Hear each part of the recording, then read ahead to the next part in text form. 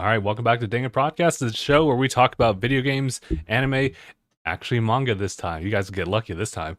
My name is Justin, and welcome back, everybody. As you can see, we got a solo pod for this week as well. Wait, hold on. Nah, every single week escapes me. Were we doing solo pod last week? I have a pretty good feeling that we did. Maybe we had. Did we have Mark on board? Maybe we did. Oh god, now I gotta know. But in any case, we actually have some news for this week. They're going to be the main things that we're going to be talking about for this pod, but we're also going to be just talking about just general things that have been going on outside of that. The two big things that were happening this past week, but I guess there was also a couple other things that have been like popping up.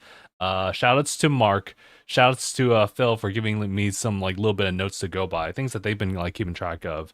So we'll definitely check that out in our new little favorite segment now, the cast notes, where the folks who do not show up for like the upcoming week can actually submit stuff for me to kind of review, and I'll see if I can just kind of like weave it into like our discussions going forward. But I think this one's actually pretty straightforward because it is either things that have just like happened outside of that, or they just have something to do in regards to. So let me go ahead and give you guys just the usual pickup thing that happens like every week, or it kind of depends. I think when Phil's here, it's a lot more consistent. With me, a little less. But you guys got lucky because we have a pickup right here. It's a little game called Ninja Gaiden Ragebound. Now it's gonna be like one of those things where like maybe if I had paused just at the right moment, you guys would have assumed maybe one or the other.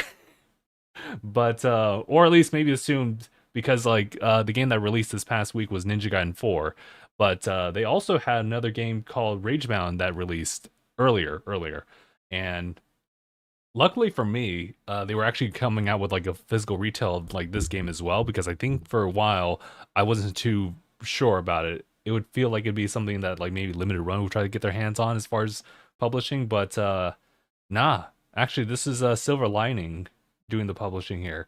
Not too familiar, but I'm just grateful that this showed up on retailers. So I picked this one up from like GameStop, and it was kind of a tough decision because I wanted to get Ninja Gaiden 4 as well.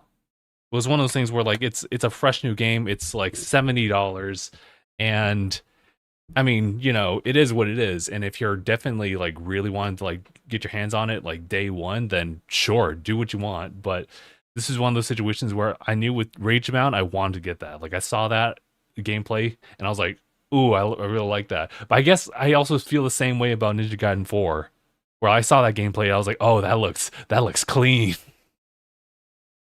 But the problem is that like I don't have like Game Pass Ultimate anymore.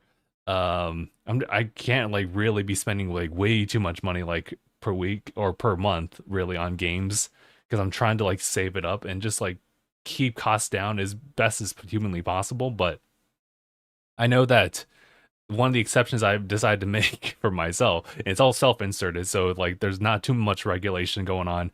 But I know with like Nintendo first party, for example, that stuff is pretty much on like full MSRP until like maybe like several years down the line, where you have like the occasional sale, or it's just like from a previous generation. So like I think Captain Toad Treasure Tracker was one of those games that came out like pretty early in Switch's life cycle, and I just picked it up like, what was it, earlier this year, because there was a sale for it for like $30, and it's like that's nice, but that was also like way beyond like the Switch's like lifespan, or well, I mean the Switch's lifespan, and now it's like we're now in Switch 2 generation. So it's interesting.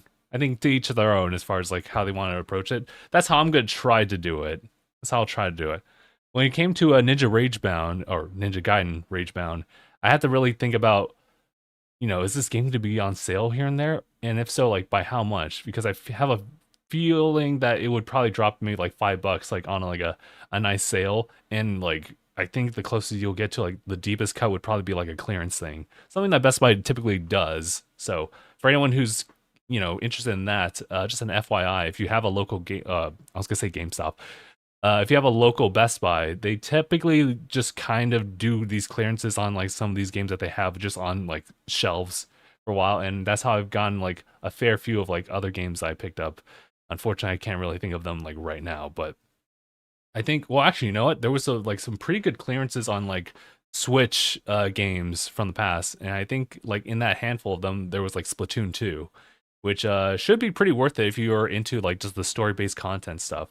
I think with the Nintendo Switch Online, like that DLC is actually for free, so you know, something to consider. Something to consider. I think that's everything. And you know what? Classic of me. I did not even put a time card on that one. No time code whatsoever. I was yapping for like maybe 2-3 minutes. So I'll just kind of go based off of that. Let me just put it at the 3 minute mark. 3 minute mark maybe.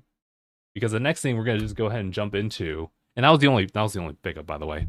But yeah, I ultimately just kind of got that like for $40 because I was like, let's take care of this one. $40 is nowhere near like a big hit than like say $70 like for a game, like personally.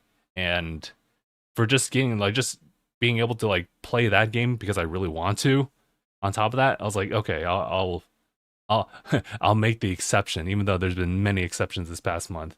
October, November, and maybe even December is gonna be like hitting crazy for me because it's like I've already talked about it before. There's Hyrule Warriors: Age of Imprisonment, which actually got a little bit of promo this past week as well. I was kind of hoping to see a little bit more about that, and thankfully my prayers have been answered for that. We'll talk a little bit more about that, maybe not. But for me, the physical for Hades 2 is coming out, so it's like, oh, and that's the same day as Kirby Air Riders. And funny enough, we get to talk about that in just a little bit. But yeah, it's November's gonna hit like really hard, and you know, just prepare yourselves. Okay, so let me go ahead and talk about Kirby Air Riders. I just want to make sure I get like the appropriate time code for this one. Yes, Kirby Air Riders Direct number 2. This was something that was announced in a previous like an announcement direct, right? Yes, it was like a previous Nintendo Direct, and they were talking about Sakurai having another like Kirby Air Riders Direct to talk about more things and features like implemented into the game that wasn't covered in the first one. It was an hour long, dude. In fact, I think if you go back, maybe it was like an hour 2 minutes. Crazy. And Sakurai really just opens up with like, "How long is this presentation?" Anyway, hey, how's it going? Masahiro Sakurai here. I'm here to talk about my passion project and a very niche, but hopefully like to be of large fan base for this game, Kirby Air Riders. Now, I'm actually like from I can't say the generation. I'm actually like one of those who've actually not gone into Kirby Air Ride. I got it like later on in life, like literally later on in life, like maybe like last year I like picked up a physical copy or 2 years ago, but I never actually played that copy. So kind of awkward. I guess this would be like 'tis the season kind of to actually like play through that game in the past, but just like in Sakurai fashion, he likes to like present a lot of the content and in a way that's very unique to him, in ways that I don't really see other people like do it as far as like game devs and maybe some like content creators here online. Can Yeah, I can call Sakurai like a content creator. Yeah, of course, yeah. He's had a whole YouTube channel with zero like source of income as far as like revenue coming out of those videos. That was all just a passion project like for him, for like resources to be used for later. It's insane, but that's not what we're here to talk about. And to be honest, I won't really be trying to elaborate on every single thing that happened in the Kirby Direct. It was a lot. I think what it could probably be I mean, he kind of like had bullet points here and there too, but the top ride has returned. That was something I wasn't too familiar with. I may have seen it like once, but otherwise I wouldn't have remembered. But Top Ride, for those who are unfamiliar, is this game mode that's kind of like a much more like downsides version of like a typical like racing versus like matchup that you can actually set up in Kirby Air Ride. It would essentially, from the GameCube, Kirby Air Ride had the top ride encompass the entire screen, being the entire course, and by that extent, it was actually a really small like track, and you would have like 4 players actually race around through that.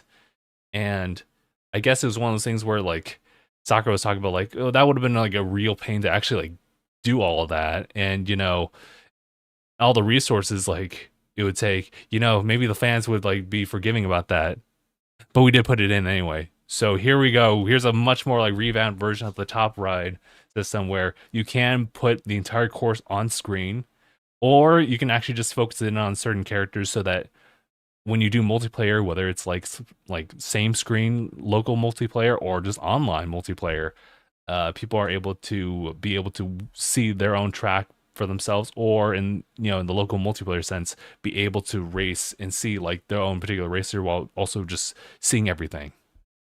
Not bad, not bad. I wish I knew how much it would take to do something like that, because that's a whole separate game mode. Albeit it has very similar like mechanics going on from like the traditional racing thing that we saw earlier in the first direct.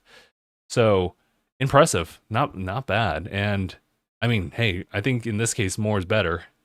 In this case, I will say what is also really cool is the fact that he's actually incorporated the previous tracks as well from Kirby Air Ride. Like I think all 9 courses on top of nine new courses for air riders to make a total of 18, which is kind of a lot for a racing game from what I understand. And you would only really get to those numbers if you have a lot of legacy behind you, like Mario Kart, where Mario Kart World actually had, well, not even just Mario Kart World. Let's talk about Mario Kart 8. Mario Kart 8 Deluxe, by the end of its like life cycle, had like how many? Like 80 something? It was insane, dude. But like it thrived from that one being like a really, popular racing game, arcade racer, if you will. And it's really looking like Kirby Air Riders might also have a lot of potential to be like a really good stand-in for like an arcade racer for a lot of folks. Can I even say that? Just define it as an arcade racer? Maybe, for now. All I know is that this is something that Sakurai really wanted to like make himself, and the development time for this one was so great that like even though like apparently when the game got like went gold, they were still not done. So now we have like day 1 patch. So it's like, whoa, that's kind of insane. Now, does that mean that like the full physical card for the game will just not be, perfect until you get that day 1 patch? Maybe. And I don't know exactly how much that's going to be. Um, for those who don't have like a giant expanded like micro SD express card, that might be a bit of a worry, but I think I should be okay. I'll definitely still advocate for like having a lot of the base content just be placed on the cart of a Nintendo Switch 2. But if it's just one of those things where it's just like patches and everything like that, but in this case it's also like additional game modes and everything like that, then that kind of can't be helped in that case. But a lot of the data is offset like on the card, so it is what it is. We take some, we lose some here.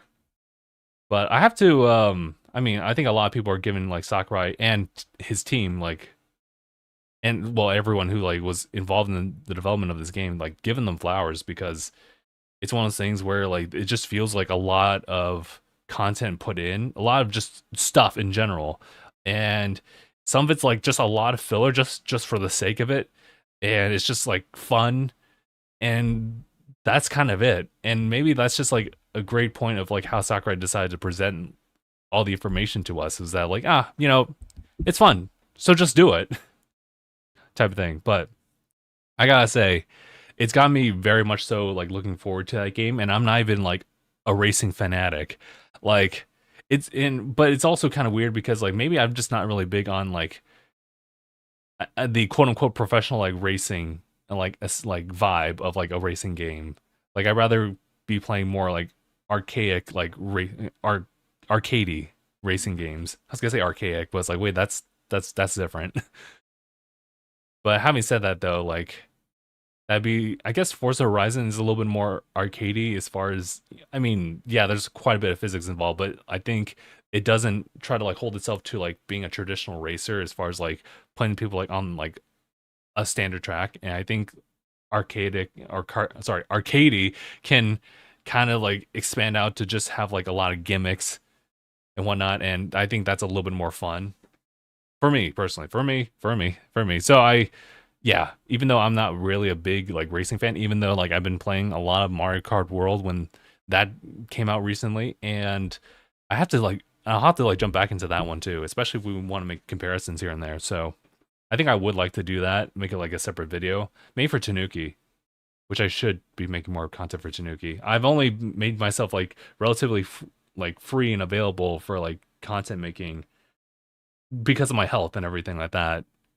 Just this past week, so maybe I should like put a priority on that one. So we'll see how that plays out. But not to stray too far, Kirby Air Riders is looking really, really good, and I'm actually really looking forward to it. And hopefully we can maybe find some opportunities to like do versus on like with the guys on like respective channels and everything like that. We'll see how that plays out.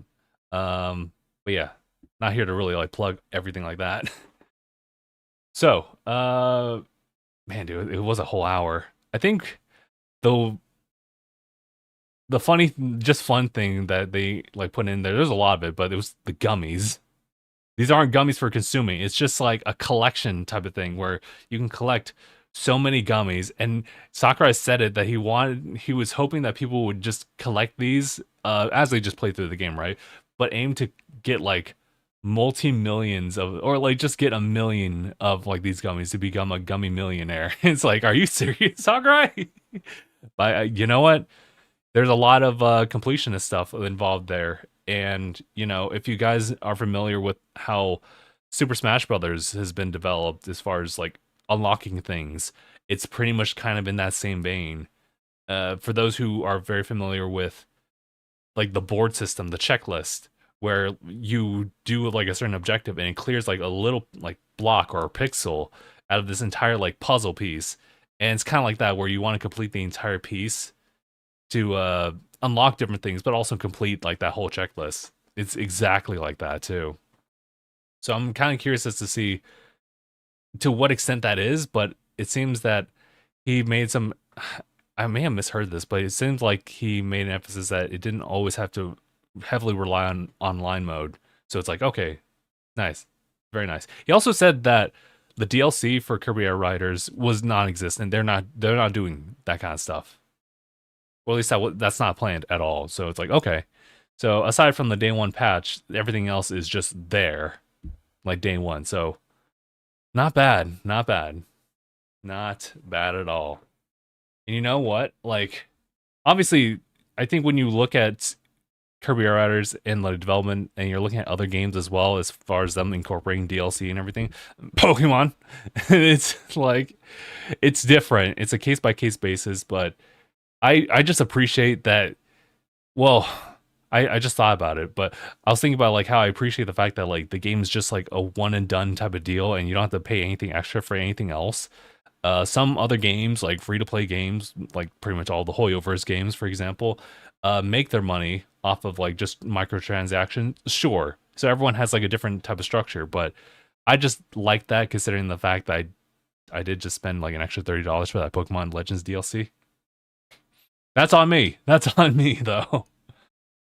But yeah, no. But having said that, though, you do, if you want to actually like have maybe not a fuller experience, but like some like really nice add-ons. Those amiibos are like, they look pretty nice, but they're $50. And I was looking at it, like I think there's 5 of them, right? Like there's Kirby, there's Waddle Dee, there's DDD, there's Meta Knight, and I believe Chef Kawasaki is also there too. That's 5. That's like $250.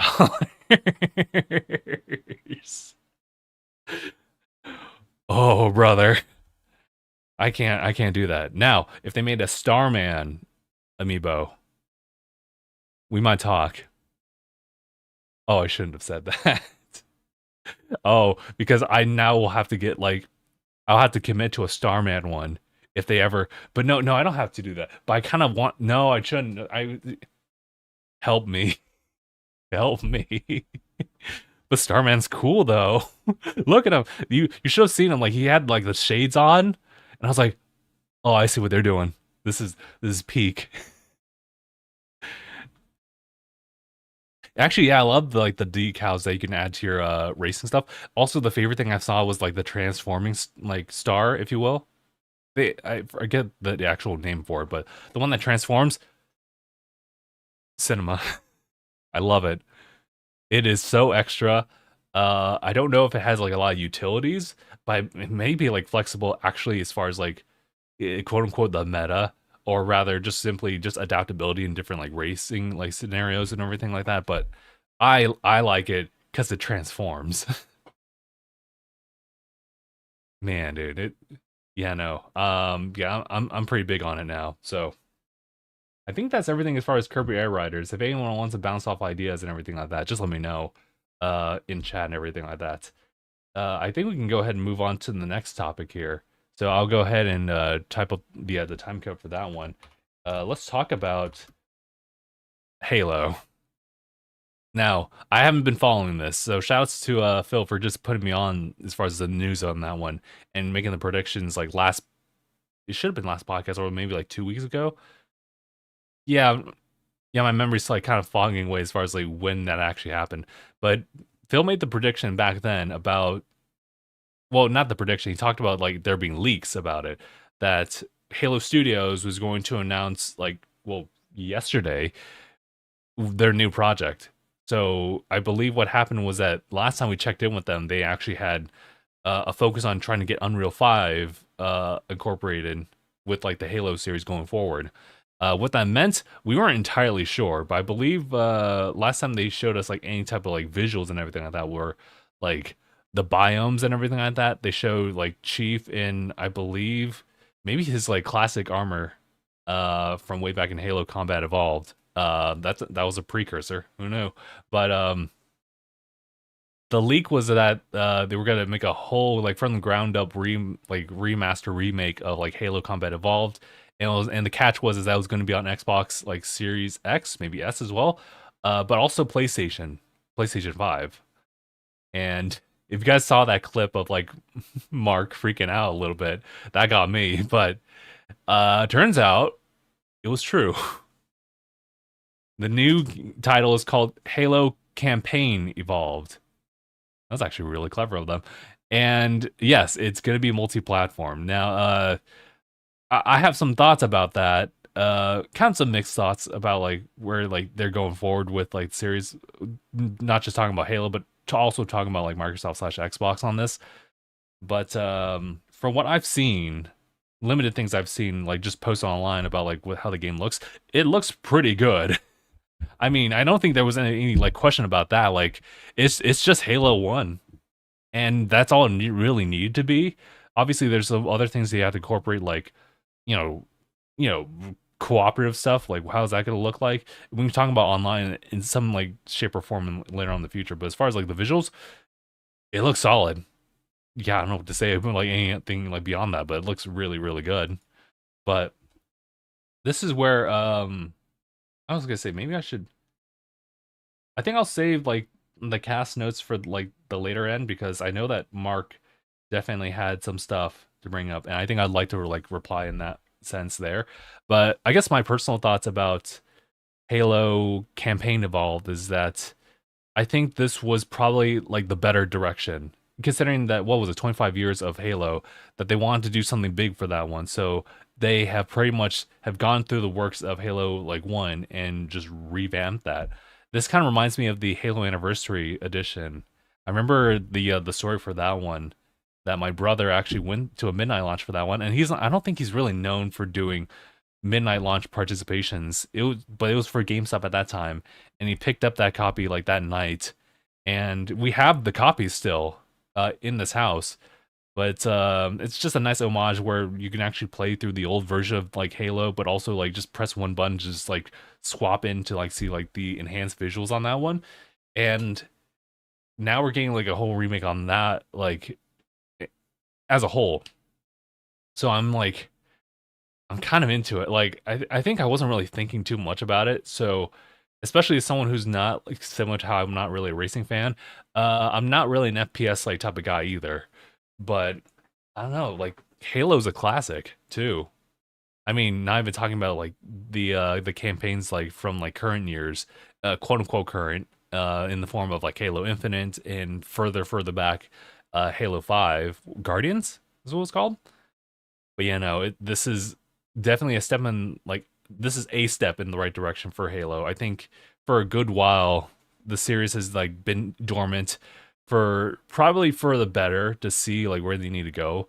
It's a beloved franchise, and considering the fact that like I think 5 wasn't like received all that well, and Infinite also was kind of in the same like level on that one.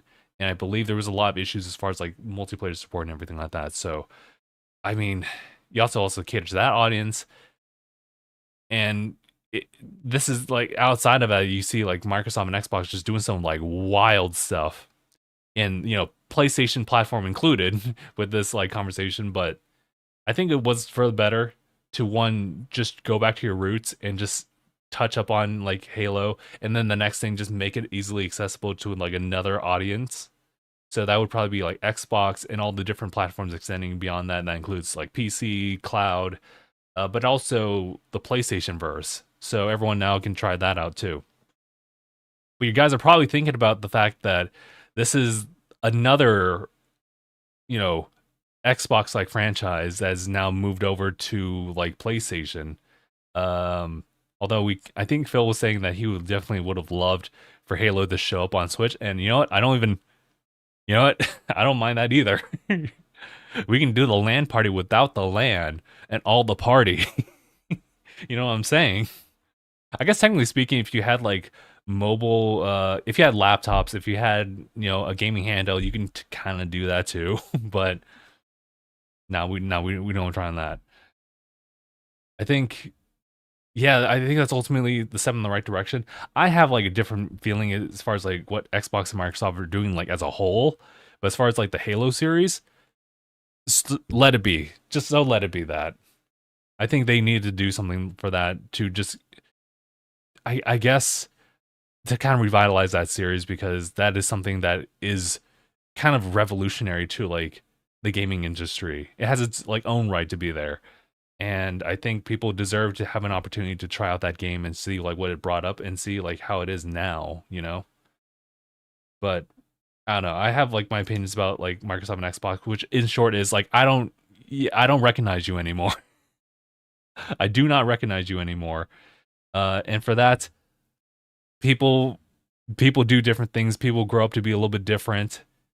And I know I'm treating them as a person, but it's like you do you, I do me.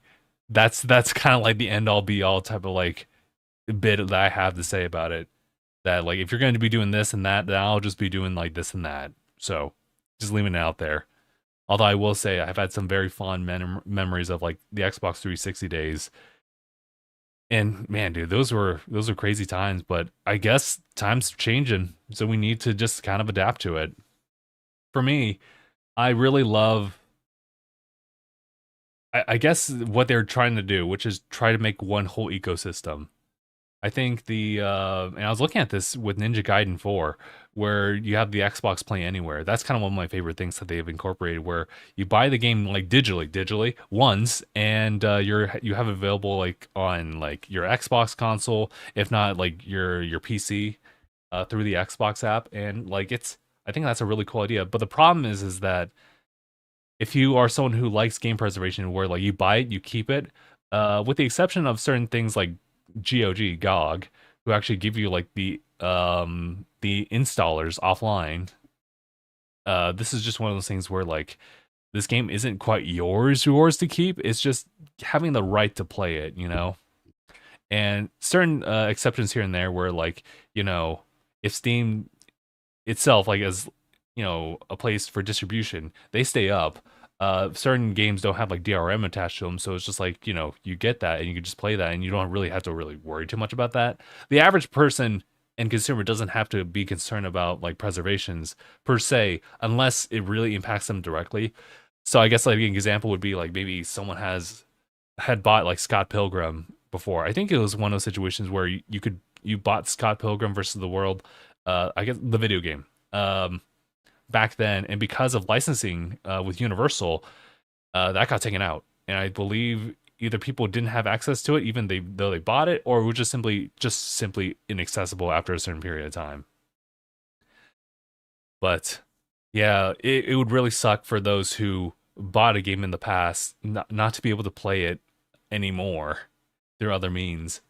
So, I mean, for example, for me, I guess. Well, I mean, that's not a really good example. I was thinking about Fire Emblem Awakening and the 3DS like era lineup. There's no other way you can get those games through legal means. Not promoting that, but that's out there. But you know, if I didn't have like my 3DS functioning and everything like that, then I just would lose access to it. But you know what? With PC, like that's kind of like an ever growing thing. I don't think PC gaming like will ever go away. I think consoles outside of it will kind of change based on the environment, and I guess you're seeing that with Xbox in this case. PlayStation's like holding on like really hard with that kind of stuff, especially when you think about like their talks with AMD and just really working on, you know, making a next gen console, but also utilizing a lot of like upscaling technology and everything like that. And you're seeing that with Switch too, make no mistake. So you're just seeing like the environment change, but I think PC, like, I mean, yeah, graphics cards and also like upscaling is like also happens there too. But PC as a platform, just in general, that stays. But if like the game that you want to play all of a sudden becomes unavailable, and not only that, they revoke your license because they have the right to do that. Yeah, that would really suck. Yeah, that really sucks. That's why we try to like, or at least I try to like push for game preservation, like to a certain extent. Phil would otherwise be like number one. He's the number one. Although he went to the dark side and went with game key cards. So I mean, it's kind of tough. Speaking of which, there's a couple of things he wants to note, just to reference the cast notes. But I think overall, my thoughts about the Halo campaign evolved, just roping it back to that. Good. That's probably a solid move, and people got to play it. I heard some impressions here and there, and it seems pretty solid. Like, I think that's ultimately what we need. There's just some like quality of life stuff that has been implemented into this iteration of Halo, in the sense that like sprinting is just like a default type of thing. So I think that makes sense. I think everyone just knows to sprint, but I know in old Halo days, back in like 1 through 3, I think four incorporated sprinting, but hey, 1 through 3, I think even Halo Reach, yes, no, Halo Reach actually had some sprinting. I think aside from the point, yeah. So some old stuff there, but now they incorporated there. I think there's also a waypoint system to make sure you're not too lost, because that was kind of a thing that happened here and there with Halo. Believe me. This is all kind of making me want to like jump back into like some of the campaigns I haven't finished. I don't think I finished. I'm not sure if I finished Guardians campaign. I most certainly didn't finish Infinite's campaign. Mainly because a lot of things just kind of came up and I just totally forgot about it. My bad. My bad. I can't say anything about like Halo like Infinite's campaign. I did like the fact that it was kind of like an open world-ish type of thing. There was a little bit more freedom in what you wanted to do, and maybe that's just that's maybe that's a weird take on my end, because like I just am kind of going ham on like open world stuff. Open zone's also pretty nice too. But there's nothing like wrong with like campaign, like stage by stage type of thing, which is something you'll probably expect with Halo campaign evolved. So that is what is it, coming out 2026? That's what we have, but we don't have an exact date. So we'll see. We'll see.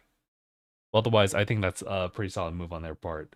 Let me think. Was there anything else I wanted to talk about? I only have the cast notes here. This is otherwise going to be a pretty short pod, so you know, bear with me well on that front.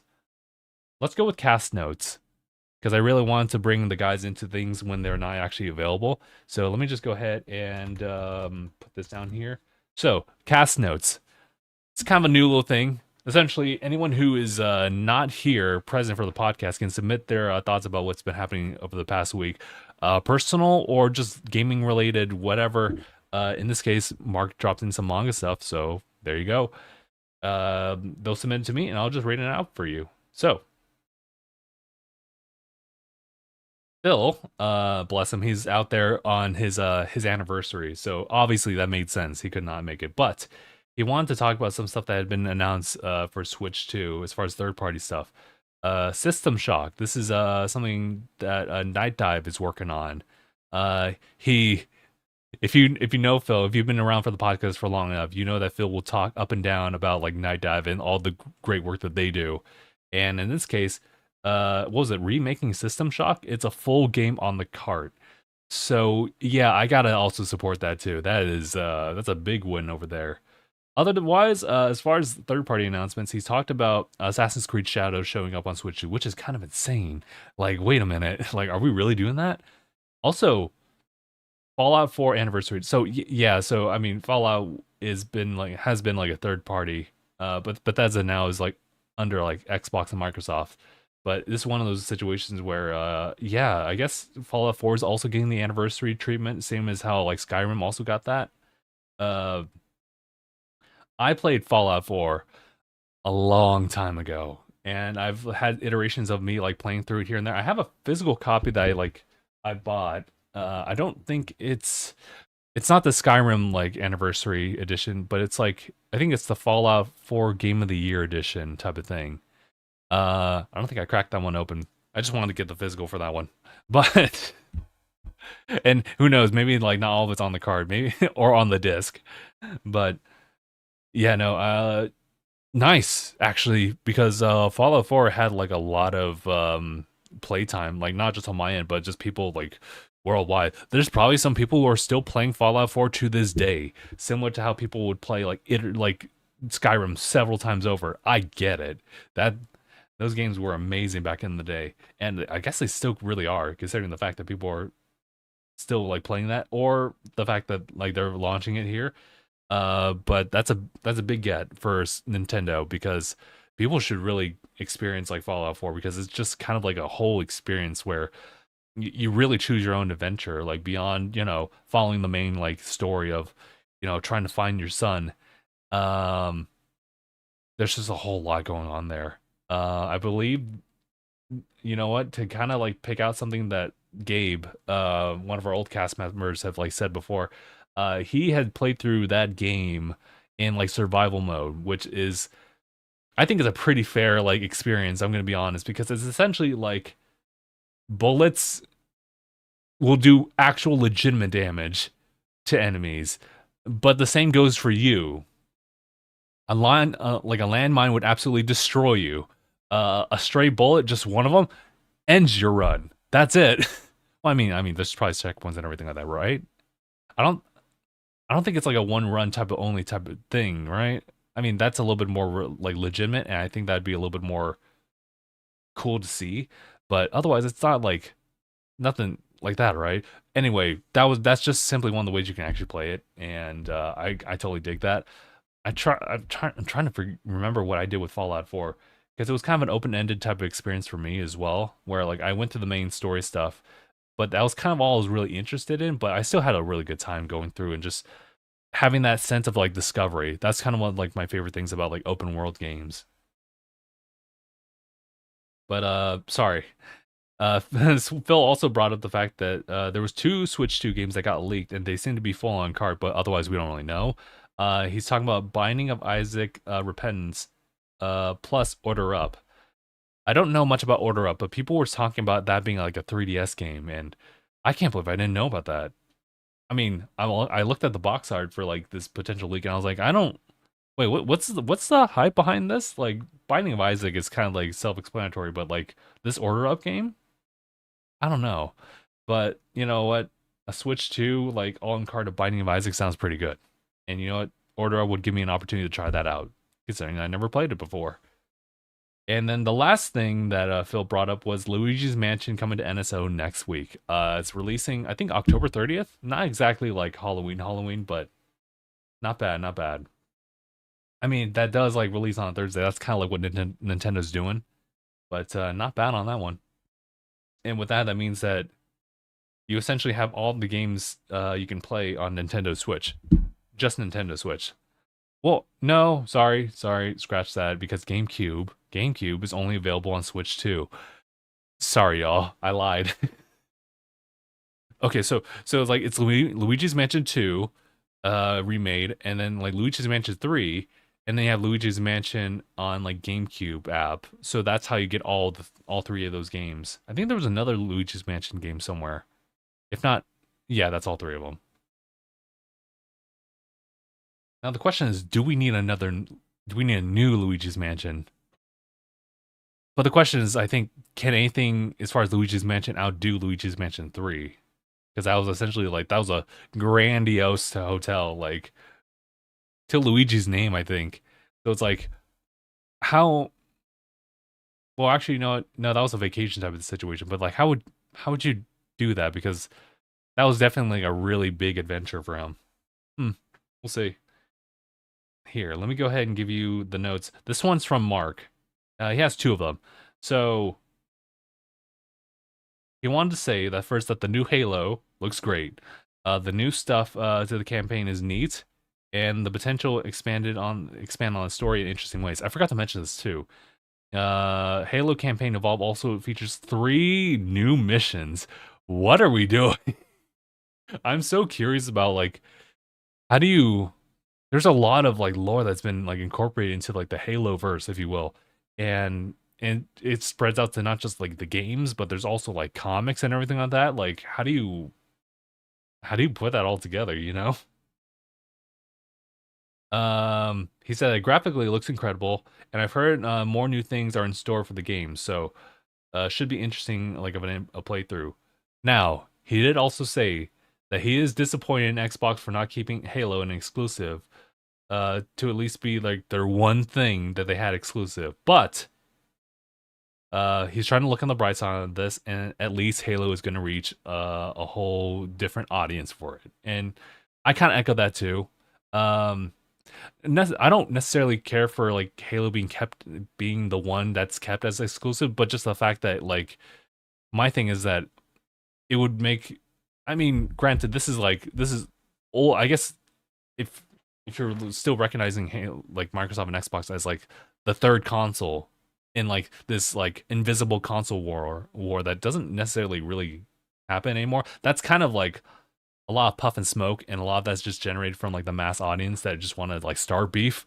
But I know that I viewed Microsoft slash Xbox, I should say Xbox in this case, as kind of like that third like console, like within the choice of three. To which I think a lot of you know pull for it would be to have like an exclusive like that they can keep theirs, and that's kind of the same way with like PlayStation and Nintendo. Granted, I know that PlayStation's put their like first party now on PC as well, so things are changing.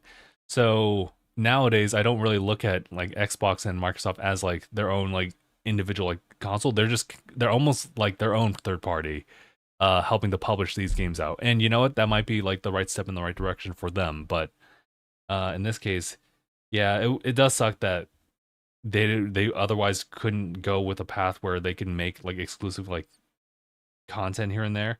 But if they want to really like double down and say that, hey, we want to make gaming accessible to everyone, then I guess they have to go down this path and make it so that like people can actually like enjoy that. They just have to like put that on Switch as well. Switch. Well, I mean they don't have to, but like, wouldn't it be crazy if we could like do Halo? I guess what was it? Crossplay. Uh, well, I guess yeah, it's crossplay like multiplayer stuff, and you can just also incorporate it on the Switch too. That would be nuts. That'd be insane. But that was all that Mark wanted to say regarding the Halo stuff. He did want to bring this up. This is the manga portion of it, so you guys are lucky. Um, he talked about 3 new jump series that have been like announced out there. And there's these. He was saying that these 3 are like pretty interesting. He asked me to like do a Google search for this just to like let y'all know, but I was like, Mark, you might want to just give me the list just in case I don't see the right one. And thankfully, our stuff had lined up for that one. But he said that it's unfortunate that there are some series that had to finish so soon, including one that he was reading and he enjoyed. But he's hoping that the new batch have like some potential winners. If you guys are not in the know, the I guess the bracket, if you will, for Shonen Jump, just to make it onto the magazine or like any postings like grouped up with Shonen Jump, uh, that's that's a battlefield, dude. it's essentially a popularity contest, but it's pretty brutal if you don't end up like on the rankings, where like if you don't get like the number of like I say viewership, but it's like how do you track that exactly? If there isn't enough popularity for one series, it gets ousted. You know, regardless of your feelings, regardless of like the creator's intent, especially because what was it? O tier like a flame, right? That's what it was called. I believe that was what was Horikoshi's oh god, I don't remember the name for it. His protege? He made another one about like witch hunt. But it was kind of like I forget what it was. Red Hood? Not Red Hood. That's a character. That's a character. Hold on. Um, I don't know. That was an interesting series. But unfortunately, it got axed, and he did a little funny meta joke for like the last couple chapters, saying that like, hey, listen, you know, there are other like surveyors of the universe, and they dictate how like the story goes, and this is one of those situations where they deemed this, and they just kind of left it at a cliffhanger of like, oh, we will still continue like to go hunt and everything like that, and that was otherwise like an unfortunate outcome for that because you can imagine that you know in a different timeline in a different like universe things like One Piece like things like Naruto before it like actually like had its canonical end um could have also just been discontinued if it didn't have like the popularity that it did, you know, and that hurts a lot of people, you know. So I feel bad that like Mark also had like this series that he was really reading and he was really enjoying, but it it didn't work out for him. But he has three new series they wanted me to highlight here. One of them is Gonron Egg. I saw like the yeah, so it's Gonron Egg from Tanazaki Shuhei. I'm gonna butcher these names and I apologize in advance. But I believe from what I read it from the synopsis, it deals with humanity like being ruled by demons, and one egg that falls out of the sky could be like the potential like shift in the balance. That's kind of what it is. Now, what this eggs and like what the egg means, I'm not entirely sure. So I guess like you know, for those who read Jump, I guess you'll have to find out and see. The next one is Tonari no Osuigawa. I do not know what that one is, unfortunately. I was trying my best to do the research on like what these were and who was posting it, but for the love of me, I couldn't for the life of me, I could not figure it out. So here I am, with just the titles here. So this is from Hideaki Nabe, for Tonari, for that series. And the last one is called JK Yusha to Inko Mao. This is from was it Hatsubiniya Matsui? I totally butchered that like one name. I totally butchered that. But you know, I can also echo the same thing. Even though I don't read like manga like that, like it's kind of rough because like I think there's a lot of appeal to that. I like the way I got into it was Mark and I read the My Hero manga like at a certain point to the very end, and it was incredible, dude. Like some of that artwork was phenomenal, and the way that they tried to like draw like from one sequence to another is kind of like I would say genius, but also kind of like just working with like what you got. And I love like how they get adapted like by each like work. But having said that, though, I haven't really been checking out like any other new manga. And I don't know, that's me. That's just me being like kind of a busybody type of person, or just rather just focusing on other things. That's just me. And Mark is the one who actually like keeps up with manga and everything like that. So yeah, no. Hopefully things work out because it really sucks when like you know you work on something, it doesn't get the appeal that you want, and like you get axed. Like for me, like I mean, this channel still exists. Not just Twitch. I'm talking about the YouTube channel. This thing existed since like 2012, and if this was ran like a Shonen Jump type of contest of like whether or not like one podcast or a YouTube channel like appears and stays, I would have been gone a long time ago. But at least I can still do this as something I just kind of like to do. there's still that like aspect of it, and like, but as like a manga artist, like, or a mangaka, like that's different because that's like something you want to put out there, and it doesn't get the ending that you may or may not want, you know? I mean, even like there's like additional pressures there too, like Jujutsu Kaisen, for example. If I recall, that was just one of those things where like Mark read that as the ending was, I think he just got tired of it. And so he just want to work on like some slightly different projects. In this case, it's just kind of like an extension of like JJK, but yeah, no. So there you go. Got a little manga news. I should probably round it out. Is there anything I could talk about as far as like anime news? Not anime news, but you know what? Let's do it.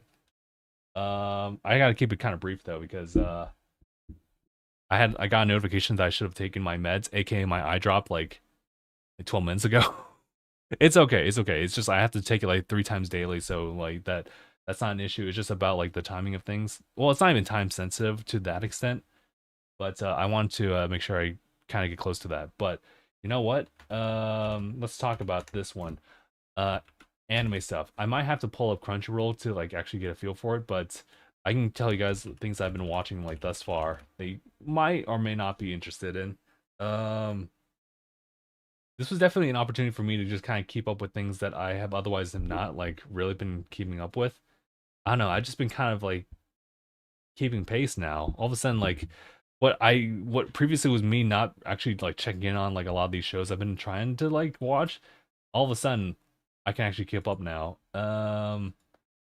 Somewhat. So one of them is Spy Family. Uh, I really love that series because in the sense that it feels like very episodic, but it's also working towards something at the very end. And I think they really grabbed me with like the first season. They did really well with that. They had like a really good opening. They had a great ending to it, and I think I'm pretty much in it for the long run. Like I want to see like how things get resolved as far as like the main conflict, but also like the internal one where it's like, you know, will these will all three characters reveal like their quote unquote secret identities and everything like that? And to be honest, I'm not sure. There is one show that I haven't really been keeping up with. It's To Your Eternity. This is one that, you know what, it touched me like that first season, so I'm totally down just to watch it to the very end. I also should probably check out My Hero's like anime adaptation. I just felt like I read the manga, so I was like, I'm kind of good, but they're also like cooking. They've been cooking with the past like couple episodes. One of them was like a really big one too. But I won't spoil it for everybody. Um, oh shoot, did they actually have Eden Zero? I don't remember if Eden Zero was added on to Crunchyroll. I could have sworn it was like added. Well, actually, no, no, scratch that. I remember now. I do remember. Okay. Sorry, y'all. I was just trying to figure out like where I was looking at. So I don't know if I talked about this one. It has like a very similar premise, like just on paper, as far as just it just being about camping. It's called Solo Camping for Two, and I was curious about this because I've been watching like Eurocamp, which is kind of like the most like laid back anime that like has been able to captivate me to a point where I can just like watch that several times over, whether it be like subbed or English dub, like whatever. I'll watch it. But Solo Camping for Two is interesting because it came out last season and it's still continuing on. I think there's gonna be like 26 episodes. Kind of a shocker on that one. But we're at like episode 16. And it can be like the really quick premise on this one because I don't think I really told you guys about this one before. It's the fact that it's following this dude. He's like in his early 30s. He camps solo, and that's kind of his big shtick. And if it wasn't for like plot devices and everything like that, he would have just stayed like that for the rest of his life. Um, you got this young 20-year-old. She just happens like to be like at his campsite because she was trying to find the campsite and do like solo camping on her own, but she sucks at it. So she forces him to like to do solo camping for two as a as a compromise for to allowing him to have like solo camping disguised as just a group camping session. And ultimately it just ends up with him just liking just having her around, and they are just able to work with it, so it's no longer really like to that extent. But it's kind of cute. I'm not gonna lie. And you know what? I think it was kind of rough for me to kind of get attached to it because I kind of went in there expecting there to be like super, super, super chill vibes, but it's kind of its own type of thing. So I would recommend it for those who kind of like, kind of like I guess can we call it the camping anime like genre? It's kind of a weird type of thing, but there you go. I have an update as well. Uh, My Awkward Senpai. This is a kind of a slice of life, but it's like one of those things where like I'm watching and I'm like, wait, why am I watching like an anime about office work when like my job is office work? Why am I doing this to myself? No, it's kind of like a slice of life romance. I'm pretty sure I've told you guys about like the premise. So essentially, I'm just catching you guys up for the fourth episode, where they have like the business trip and it's in like Okinawa. It's essentially the beach episode, but it, like definitely does not play heavy on like the beach like side of things. But you know what? I kind of like it in the sense that your main character, she's like essentially like hard as steel. Like you won't really get much out of her as far as like her personality and everything like that, like in the office sense. But with her like Kohai, her junior, she's been like opening up like to him a lot. And now I just kind of like the development going on like with that. I don't really see too much like of a chemistry there, just that like they are starting to see each other like differently, and I can at least appreciate that. So I guess that's developing. And I think like by episode 3 and now 4, you actually like really see that. So not bad, not bad. This one was actually really interesting, like from a visual aesthetic, because it kind of someone said like, I think uh Amelia is not to be confused with Amelia from ReZero, but Amelia here, who is also an elf girl. She like there's certain scenes where like it almost kind of looks like for her, especially to be like an 80s anime aesthetic. And I was like, I'm kind of seeing that a little bit based on this. Uh the show's called oh my god. Hold on, let me put you on to the full government name. My status as an assassin obviously exceeds the heroes. That's the full title. It's absurd. Yes. I kind of low-key hated for it. But it's otherwise not too bad. It's an isekai anime, so you know where this is going. Uh Animation's actually really good. Like it's been pretty good these past couple of, like episodes. Like episode 1 obviously kind of gets the pass because like you have to make that first impression, but episode 2 and 3 so far, not bad. Not bad at all. I think there's a lot of tropes that they kind of like play out, so you know, those are whatever to me in person like personally. But I think with the pacing it's actually pretty fast. That's the thing. Like our main dude essentially is like the assassin's class, but for some reason, because of some other like unexplained situations, his stats are maxed out from the start. But he does have to work on some other skills as well. So he has a whole group of other classmates like teleported with them. A lot of them are under mind control because it's a subverted like plot where you're supposed to like defeat the Demon King, which is the main story, right? But it's also twisted because like they don't know everything. And it turns out that like the kingdom is actually brainwashing them to just doing like their own deeds and their own like personal greeds and everything like that. So with a helpful like cast of like some pretty likable side characters, I'm not gonna lie. A handful of them have broken free. Unfortunately, our main character got accused of like assassination murder by one of those like, well, assassinating one of the main like, or sorry, side characters. So that's kind of rough, but it's kind of one of those things where I kind of liked it too because the way they kind of characterize this character is like, well, he's a loner. He doesn't really care about other people. So how do you make him like likable or make him passionate about things? Um, you give him like a supporting cast character who's just really nice to him and give him a reason to just, you know, do good things and to participate. So that's kind of the whole like premise on, you know, his motivation to not just go home, but also to avenge someone who's really kind to him. But you know, I kind of like that dynamic, but otherwise I would say that like overarching like plot line stuff is kind of developing. I don't really know how I personally feel about it, but yeah, that's kind of how I feel about it. I think it's kind of worth just checking out as far as like the visuals. I'm actually watching this dubbed, which is weird. But this is one of those simulcast dubs, and I was like, that's interesting that they decided to do that. I don't know how that gets planned out, but you know what? I can appreciate that. So, all right, I would give it just a general recommendation for my status as an assassin. Obviously, sees the heroes as a check it out. Just check it out. You might like it, you may not like it, and you know what? That's fair. There's only like 3 episodes, so whatever. Oh, you know what? Uh, I should probably follow up on this one too. This is how many episodes? 3 episodes so far, I think. Let me just double check. Yeah, there's only 3 episodes so far. Is Chitose is in the Ramnun bottle. Um, I talked about it before, but it's about like a popular dude in school, and I guess it's kind of like it's a meta commentary to a certain extent, where like he's kind of like the overarching like main character, and he kind of has like that main characterism that everyone else can see, and they either like him a lot or they resent him for it.